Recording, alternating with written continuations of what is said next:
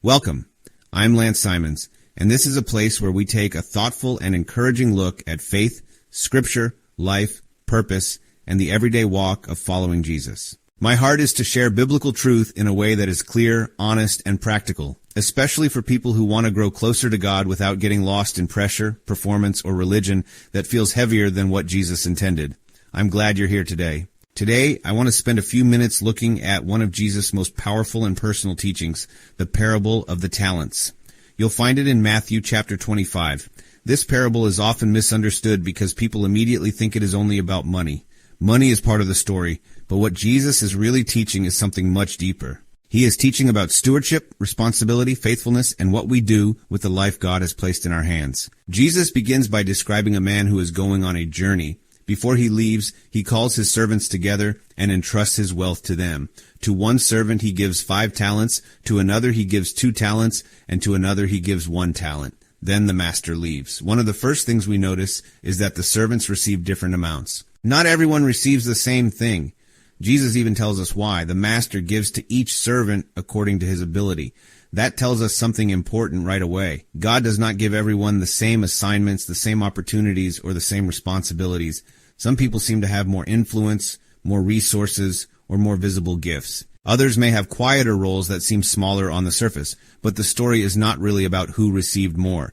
The story is about what each servant did with what he was given. In the ancient world, a talent was not a skill like we usually mean today. A talent was a very large amount of money. In fact, 1 talent represented an enormous amount of wealth, roughly equal to many years of wages. That means even the servant who received only 1 talent was still entrusted with something very valuable. None of the servants could say they had nothing. In the same way, none of us can honestly say that God has placed nothing in our hands. Every one of us has been given something. It may be time, ability, wisdom, compassion, creativity, experience, leadership, encouragement, or simply the testimony of what God has done in our lives. All of those things are part of what God entrusts to us. Jesus says the first servant immediately goes to work. He takes the 5 talents and invests them, and he gains 5 more. The second servant does the same thing with his 2 talents and gains 2 more. They both step forward in faith and use what they were given. When the master returns, he asks them to give an account. The servant with 5 talents says, "Master, you entrusted me with 5 talents, and I have gained 5 more." The servant with 2 talents says the same thing, except he gained 2 more. Now here is something beautiful and important. The master gives both servants exactly the same response. He says, "Well done, good and faithful servant. You have been faithful over a few things. I will make you ruler over many things. Enter into the joy of your master." Notice what the master does not say. He does not say, "Well done, you produced the most." He does not say, "Well done, you outperformed somebody else." He says, "Well done, you were faithful." That is one of the most freeing truths in the entire parable. God is not comparing us to each other. He is not measuring your life by someone else's calling, someone else's visibility, or someone else's results. He is looking for faithfulness. The servant who had 2 talents was not criticized for failing to produce 5 more. He was praised because he was faithful with the 2 he had. In God's kingdom, faithfulness matters more than comparison. Then Jesus introduces the third servant, and this is where the story becomes deeply personal. The third servant takes the 1 talent he was given and buries it in the ground. He hides it. When the master returns, the servant says something revealing. He says, "Master, I knew you were a hard man and I was afraid, so I went and hid your talent in the ground." The key phrase there is simple. I was afraid. Fear shaped his entire response. He did not lose the money. He did not waste it in reckless living. He simply did nothing with it. And that was exactly the problem. His failure was not open rebellion. His failure was fearful inaction. That still happens all the time. Many people bury what God has given them. Sometimes it is because they are afraid of failing. Sometimes they are afraid of being criticized. Sometimes they feel they are not talented enough, confident enough, polished enough, educated enough, or spiritual enough, so they decide it feels safer not to try. They stay quiet. They hold back. They bury the gift. But Jesus makes it clear that God did not entrust us with gifts, so they could be buried. They were meant to be used. The master tells the servant that he should have at least put the money in the bank where it could earn interest. In other words, he did not have to do something spectacular. He did not have to become the most successful servant in the story, but he did need to do something. That is an important lesson for us. God is not asking all of us to become famous or impressive in the eyes of the world, but he does expect us to respond to what he has entrusted to us.